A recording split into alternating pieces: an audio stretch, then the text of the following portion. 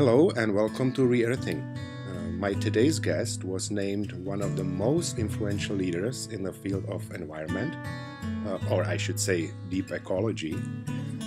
For decades, he has been helping people connect with nature. He is an author of many wonderful books, including Deep Nature Play. That's the book we might be talking about today as well. And he's also a founder of Sharing Nature Worldwide. My guest is Joseph Cornell. Hi, Joseph. Welcome to ReEarthing and many greetings to California. Thank you, Paul. I'm happy to be here with you. Oh, it's really a delight. I'm really excited about this chat. And obviously, my first question would be: you've been helping people to connect with nature for decades, for many years. But how did you personally develop your passion for nature? And how did nature influence your life? I grew up in the Sacramento Valley near the Butte Sink, an area where traditionally over 6 million waterfowl would come into the marshes and rice fields. Hmm. And it was just the whole sky would be moving. And I lived in a small town and it would be foggy. And I remember when I was 5 years old playing outside the backyard and just hearing the sound of the snow geese flying to the fog. And of course, I couldn't see them until they got just above me. And then just breaking through, maybe 30 yards above me was a flock of about 18, 24 snow geese. And it was just so thrilling to see these geese. And I just wanted to be with them. And 5 years later, I was able to ride my bicycle out to about 20 miles out to where they were at the refuge. Well, actually, there are a lot of refuges. And I remember seeing a flock of 250,000 snow geese. According to the biologists, they took pictures and counted. But it was I just became alive just watching the geese. And I think that's what's so amazing about nature is that you feel that sense of aliveness within you and all around you. And you see that it's just that essential oneness that everything has. And so when you're receptive to it, it really expands and enriches your life. Then as I got older, it was during the time of the Vietnam War. I was at Chico State University, and I was an international relations major because I wanted the world to be peaceful. And then I was sitting by the creek that ran through, a beautiful creek that ran through the university campus. And I just had this experience of this incredible vividness and just vibrant calmness and joy that just stayed with me for hours afterwards. And I just felt like this is what true peace is. And this is something I can tangibly have people experience. And so that's when I changed my special major from international relations to how to find God in nature, because I wanted to help people to have their own experience of that. People in ancient cultures, they were living in harmony with nature, and they've been talking to animals, to plants, even rocks, things that we don't really do today. And I guess if we do, we would probably end up in mental institution. But is there anything we can learn from nature, from animals, from water, from trees? Well, Ralph Waldo Emerson, he said every natural fact is a symbol for some spiritual quality. And you just see just all the different expressions of birds and trees, and you could just feel a different quality through all of them. And so a lot of the exercise that I've developed are ways for people to tune into a certain aspect of nature and to sense what's there. And another thing I try to do is help people to get out of their own kind of busyness or restlessness, and to experience a feeling of stillness, because then that's when we're really open to nature, where otherwise we're just carrying our own momentum. It reminds me of a story of Mark Twain. He said, to go on vacation, sure, I'd like to go on vacation, but I didn't have to take that fellow Mark Twain with me. And so we just try to, through stillness, that's when you can actually be able to embrace and receive the world around you, and and you really know something because you aren't putting on your own thoughts and your own agenda or busyness with it. Hmm. You do many activities with people and different games. And one of the games I really like is Interview with Nature, for example, or Observe Nature like John Muir. How people respond to this, and what are those games? Could you share with us one of those games that you like to do? Sure. When I've created a game, I've had an intent behind where I wanted people to gain a valuable insight into nature in a way that they could relate to.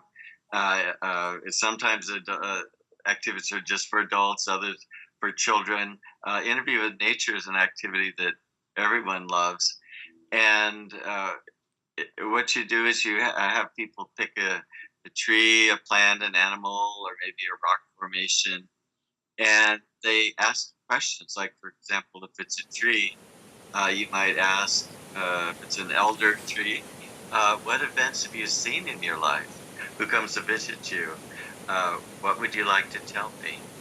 And just to get this idea that this life form has a whole experience of its own about life, and that it's living and conscious, maybe not like ourselves, maybe more than ourselves, but that you're interacting with a living being, and people in the beginning, they might be a little awkward, and because somebody said one of the two most powerful words is "let's pretend," because you can suspend rationality, and so you, people just connect with the tree and or whatever it is, a little flower, and they just spend time with it and get to know it, and it really expands their sense of things, because often we go through and we categorize things, or we have a memory of something,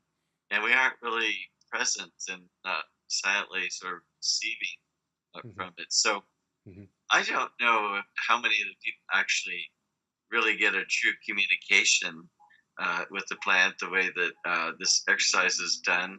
But what it does do is it opens their eyes and their minds to that this is a living being that has its own life experience. And so the children, they just take to it really well.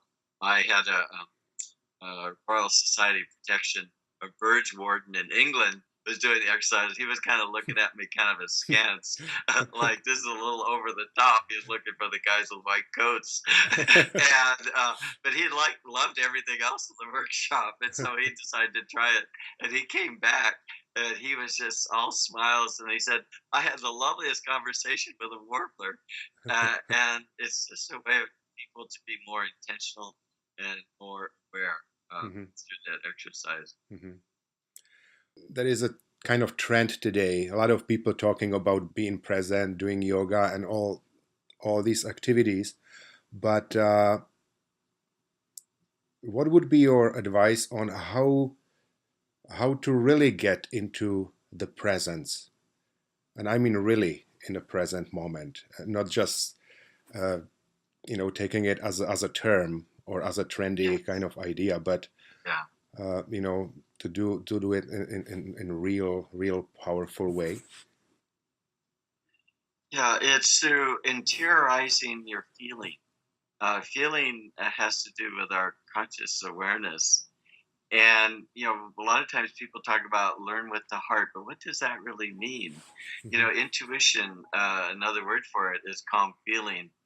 And a spiritual teacher once said that a mystical experience is simply prolonged intuition. Hmm. And so that's just being in a state of calmness. Hmm. And you can do it through meditation. people talk about rock climbing, or maybe Hmm. kayaking, Hmm. where they're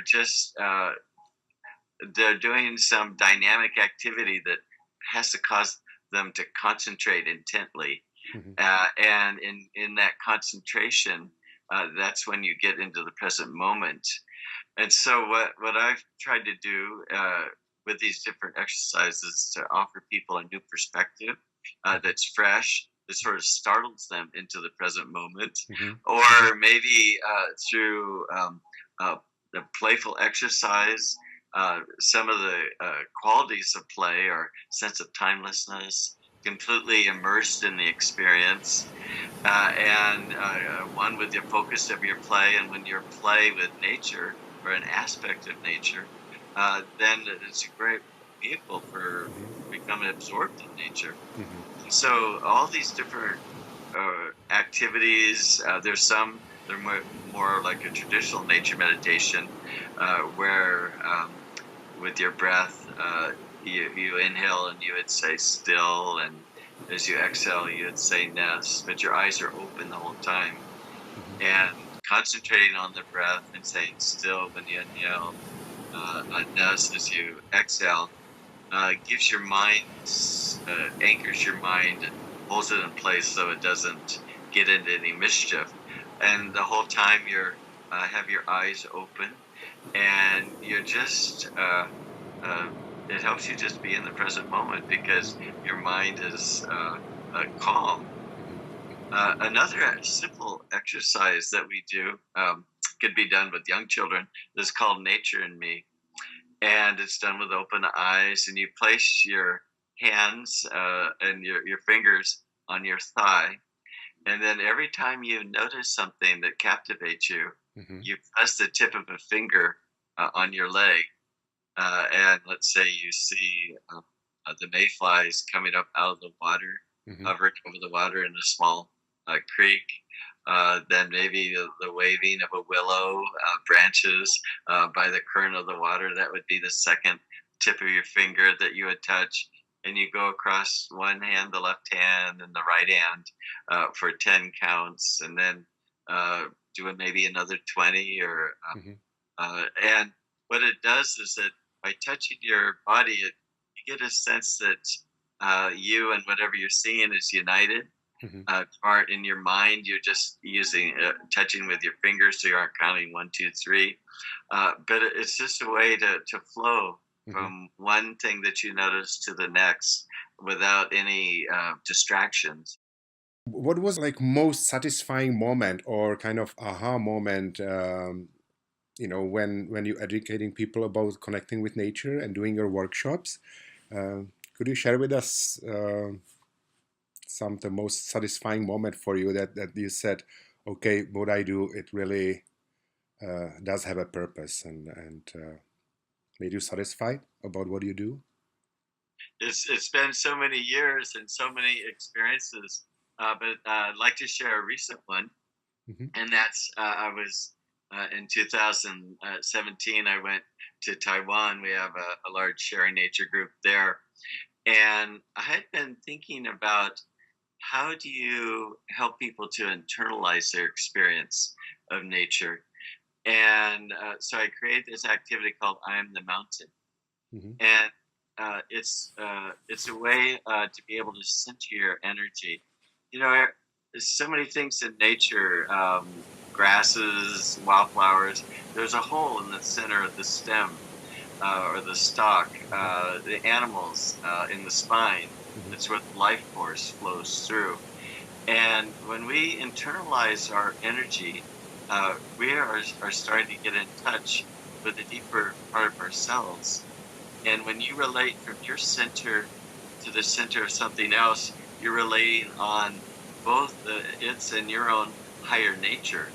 And so this is a exercise to help people to be more calm and centered, and to be able to really feel from that level.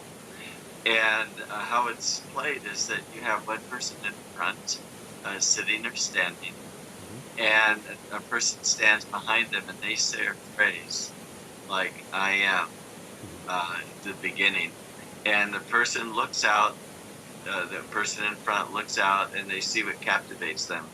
Instead of just repeating quickly what they see, they spend a few moments, 2 or 3, 4 seconds, just trying to feel the living reality of that, and Mhm. maybe feel moving in the swaying branches of leaves, or the current of the water, or the butterfly flitting over the wildflowers, Mhm. and just feel the exhilaration of that being, and just feel it in your own self, and then your words come out of your own experience Mhm. rather than just quickly sort of categorize it.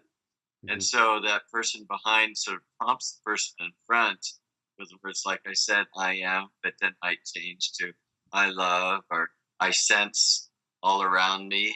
Mhm. And and people really have really powerful experiences Mhm. with it. And this woman in Taiwan, one of the people at the workshop, we did this exercise, and she just, after playing it, she just broke into tears, and she said, "I've always wanted to feel a sense of oneness with nature, Mhm. and so I feel I really have." And it's because she was had gone deep in herself, uh, on that level where we all touch Mhm. others, because we all share the same life and our expression of that same life.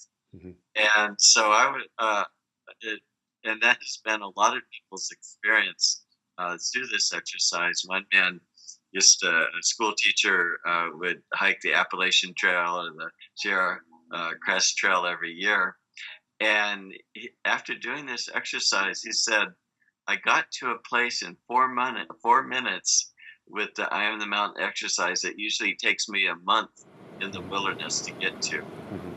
And that's a big statement to make, but there's a power when we concentrate and focus our energy and internalize our awareness, because we're starting to touch that which lies underneath and runs through all of life, in ourselves and everything else. Mhm. Yeah, I mean, like for us, it's like for me, I'm living in British Columbia on Vancouver Island, a lot of nature. So being in nature for me is very easy because the forests and rivers and lakes and ocean, it's everywhere. But there are many people around the world with no immediate access to nature. Is there still any way how can we connect? Yes, I've done a lot of teaching in the cities as well, especially when I was first beginning. And the people that live in those kinds of environments, they don't need wilderness, and in fact, they could be even scared of wilderness. Mhm. To It can be a little intimidating. To be able to help to focus their awareness on the things around them, and through these exercises that we do, they can have very profound, strong experiences wherever they are. Mhm. And I've even had groups where I couldn't take them outdoors, and indoors we've done things, and maybe more storytelling, visualizations. We do an exercise called a guided tree imagery, where you go through the life of a tree through the 4 seasons of the year, and you first we build a tree using all the participants and their different parts of a tree, Mhm. and they make the different sort of motions, like bring the water up, and bring the food that you make down from the sun. So Mhm. different movements, Mhm. so they understand the parts of a tree and how a tree functions, because Right. I found not everybody knows that. And then when they do the role playing, they can really give themselves to the experience, and they feel the stillness of the winter, and just the incredible rejuvenation in the spring of a deciduous tree, and the whole life coming back. And people just become so much larger, and they just really have a sense of nourishing the greater community around them.